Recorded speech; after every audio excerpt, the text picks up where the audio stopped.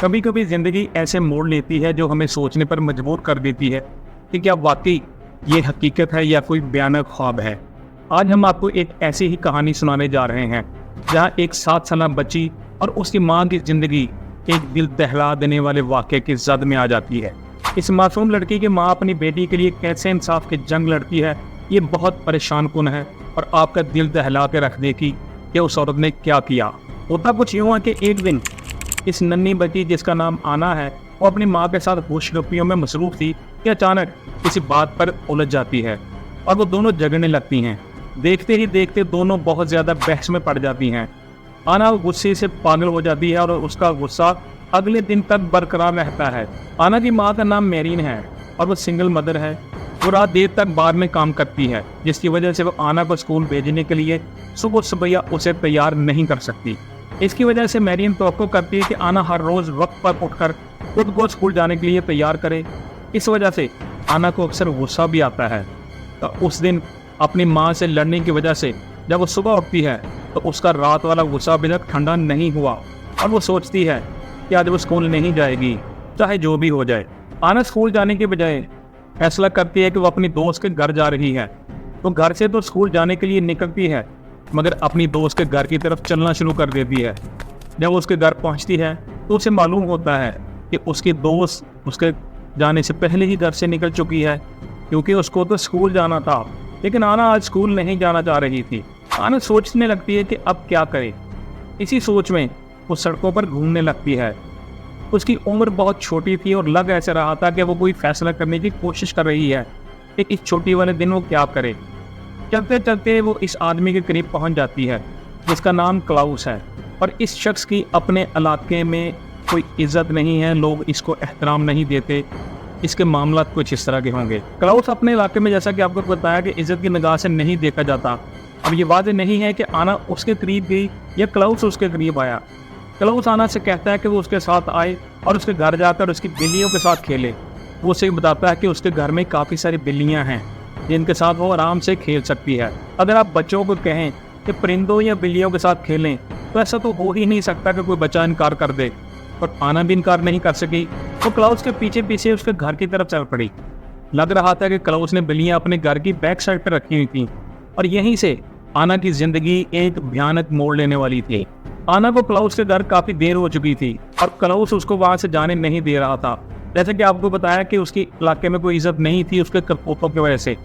پھر اس نے مبینہ طور پہ آنا کے ساتھ ایسے گھناؤنے اقدامات کیے جن کی تفصیلات میں ہم نہیں جا سکتے۔ اس وحشی انسان نے معصوم آنا کی جان لے لی اور پھر اس کی باڈی کو گتے کے ایک ڈبے میں بند کر کے اپنے گھر سے نکل جاتا ہے تاکہ اس کی باڈی کو ٹھکانے لگا سکے۔ وہ اپنی کار پر قریب ہی نہر پر جاتا ہے اور وہاں اس باکس کو رکھ دیتا ہے جس میں آنا کی باڈی تھی۔ اسی رات پولیس کو ایک نامعلوم عورت کال کرتی ہے۔ یہ عورت دعویٰ کرتی ہے کہ وہ کلاؤس کی منگیتر ہے، اور وہ پولیس کو بتاتی ہے کہ اس کے ہونے والے خاوند نے اس سے بات چیت کرتے ہوئے اعتراف کیا کہ اس نے ایک چھوٹی بچی کو دوسرے جہاں پہنچا دیا ہے۔ اس کے علاوہ وہ عورت پولیس کو کچھ نہیں بتاتی کہ اس نے، یعنی کہ اس کے منگیتر نے، اس معصوم بچی کی جان کیوں لی۔ اس عورت نے پولیس کی مدد کر کے بہت اچھا کیا، ورنہ پولیس کے لیے ممکن نہیں تھا کہ وہ آنا کے حوالے سے جلد ہی کسی نتیجے پر پہنچتی، کیونکہ کوئی سراغ ہی نہیں تھا۔ نہ اس کی ماں کو پتا تھا کہ آنا کہاں ہے اور نہ ہی اسکول والوں کو پتا تھا کہ وہ کیوں نہیں آئی۔ پولیس بھی وقت ضائع کیے بغیر اگلے ہی دن کلاؤس کو گرفتار کرنے کے لیے پہنچ جاتی ہے۔ آپ یہ سمجھ رہے ہوں گے کہ اس کی گرفتاری کے بعد معاملہ ختم ہو گیا۔ نہیں، معاملہ چلتا رہا اور 1 سال بعد کلاؤس کا اس مقدمے میں ٹرائل شروع ہوا تھا۔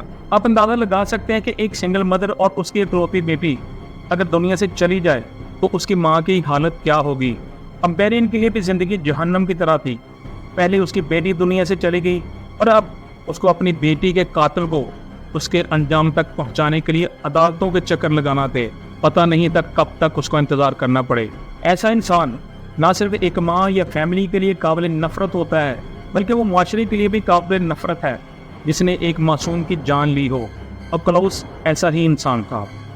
دوران ٹرائل کلاؤس اس بات کو تسلیم کر لیتا ہے کہ اس نے آنا کو قتل کیا، لیکن وہ اس بات کا ذمہ دار اس معصوم بچی کو ٹھہراتا ہے اور کہتا ہے کہ ایسا صرف اور صرف آنا کی وجہ سے ہوا۔ وہ دعویٰ کرتا ہے کہ آنا نے اسے بہکانے کی کوشش کی، جبکہ وہ تو ایک اچھا انسان ہے۔ وہ کہتا ہے کہ آنا غصے میں پاگل ہو گئی تھی اور اس نے اسے یہ کہہ کر بلیک میل کرنے کی کوشش کی کہ اگر اس نے یعنی کہ کلاؤس نے اس کو کچھ رقم نہ دی تو وہ اپنی ماں کو جا کر بتائے گی کہ کلاؤس نے اس کے ساتھ بدسلوکی کی ہے۔ اس انسان کے شاطر ہونے کا اندازہ لگا سکتے ہیں کہ وہ ایک 7 سالہ بچی پر ایسا الزام لگا رہا ہے جو اس عمر کا بچہ کبھی سوچ بھی نہیں سکتا، اور کوئی بھی عقل مند شخص اس بات کو تسلیم نہیں کرے گا کہ ایک چھوٹی سی معصوم بچی ایسا منصوبہ بنا سکتی ہے یا ایسی باتیں کر سکتی ہے۔ کلاؤس کی یہ باتیں آنا کی ماں کا سینہ چیر رہی تھیں اور اس کے لیے یہ سب کچھ ناقابل برداشت تھا۔ وہ پریشان ہو گئی تھی۔ وہ سوچتی ہے کہ اس کی بیٹی کا قاتل نہ صرف اپنا جرم چھپانے کی کوشش کر رہا ہے بلکہ اس کی مرنے والی بیٹی کے کردار پر بھی انگلی اٹھا رہا ہے اور اس کی ساکھ کو خراب کرنے کی کوشش کیے جا رہا ہے، صرف اپنے جرم کو چھپانے کے لیے۔ وہ ایک 7 سالہ بچی کو بھی نہیں بخش رہا۔ یہ ساری صورتحال میرین کو بہت پریشان کر دیتی ہے اور وہ پریشانی کی حالت میں گھر جا کر بھی تمام دن سوچتی رہتی ہے تو وہ ایسا کیا کرے کہ اس کی بیٹی کو فوری انصاف مل سکے۔ پھر وہ اپنے گھر میں پڑا ہوا فل فرائی کا سامان نکالتی ہے اور اسے اپنے بیگ میں رکھ لیتی ہے۔ آج مقدمے کی سماعت کا 3را دن ہے۔ ملزم کے ساتھ ساتھ آنا کی ماں بھی عدالت میں موجود ہے۔ عدالت میں مکمل طور پہ سکون ہے اور لوگ اس مقدمے کی سماعت کے لیے انتظار کر رہے ہیں۔ آنا کی ماں کے ہاتھ میں بیگ ہے اور اس کے سامنے اس کی بیٹی کا قاتل بیٹھا ہوا ہے، لیکن اس قاتل کی بیک سائڈ آنا کی ماں کی طرف تھی اور اس کا منہ جج کی طرف تھا۔ میری نے اپنے بیگ سے فل فرائی والا سامان نکالا اور دیکھتے ہی دیکھتے اس نے کلاؤس پر 8 فائر کر دیے، جن میں سے 7 گولیاں اسے لگیں اور وہ فوری طور پہ زمین پر گر پڑا اور گرتے ہی اس کی روح پرواز کر گئی۔ اس صورتحال پر پورے کورٹ روم میں بھگدڑ مچ گئی کیونکہ کسی نے بھی ایک خاتون کی جانب سے ایسے اقدام کا سوچا بھی نہیں تھا کہ کوئی خاتون اسلحہ لے کے آئے گی اور وہ بھی عدالت کے اندر۔ آنا کی ماں کے غصے کا آپ اندازہ لگا سکتے ہیں کہ اگر اس کے پاس اور بھی زیادہ گولیاں ہوتی تو وہ بھی کلاؤس پر برسا دیتی۔ جب اس کی گولیاں ختم ہو گئیں تو اسے فل فرائی والا سامان زمین پہ گرایا اور کہا اس نے میری بیٹی کو مارا اور میں اس کے چہرے پر مارنا چاہ رہی تھی، لیکن اس کی بیک سائڈ میری طرف تھی اور اسی پہ میں نے گولیاں برسائیں۔ پولیس میرین کو فوری طور پہ گرفتار کر لیتی ہے اور کچھ عرصے بعد اس کے خلاف مقدمہ چلایا جاتا ہے۔ اسے اسلحہ رکھنے اور قتل کی منصوبہ بندی کے الزام میں 6 سال قید کی سزا سنائی جاتی ہے، مگر میرین 3 سال قید کاٹنے کے بعد رہا ہو جاتی ہے۔ میرین کا یہ کتاب ہمیں بتاتا ہے کہ ماں کی محبت اور غصے میں کس قدر طاقت ہوتی ہے۔ اس نے اپنی بیٹی کے قاتل کو خود ہی انجام تک پہنچانے کا فیصلہ کیا کیونکہ وہ جانتی تھی کہ کوئی بھی انصاف اس کے بیٹی کی زندگی کو واپس نہیں لا سکتا۔ اس نے اپنی تکلیف اور دکھ کو ایک ایسی طاقت میں بدل دیا جو سب کے لیے ایک سبق بن گئی۔ یہ سوچ کر بھی دل دہل جاتا ہے کہ ایک معصوم بچی کے قاتل نے نہ صرف اپنی جان سے ہاتھ دھویا بلکہ ایک ماں کو بھی جیل کی سلاخوں کے پیچھے دھکیل دیا۔ یہ کہانی ہمیں یہ بتاتی ہے کہ ہماری دنیا میں ابھی بھی ایسی مائیں موجود ہیں جو اپنی اولاد کی حفاظت کے لیے کسی بھی حد تک جا سکتی ہیں۔ کیا آپ اس بات سے متفق ہیں کہ بعض اوقات انصاف کے لیے ہمیں خود اقدام اٹھانا پڑتا ہے، یا آپ کے نزدیک قانون کا راستہ ہی بہترین راستہ ہے؟ اس کہانی نے ہمیں بہت کچھ سوچنے پر مجبور کر دیا ہے۔ ہمیں اپنی زندگی میں انصاف کے معنی اور اس کی اہمیت پر غور کرنا چاہیے۔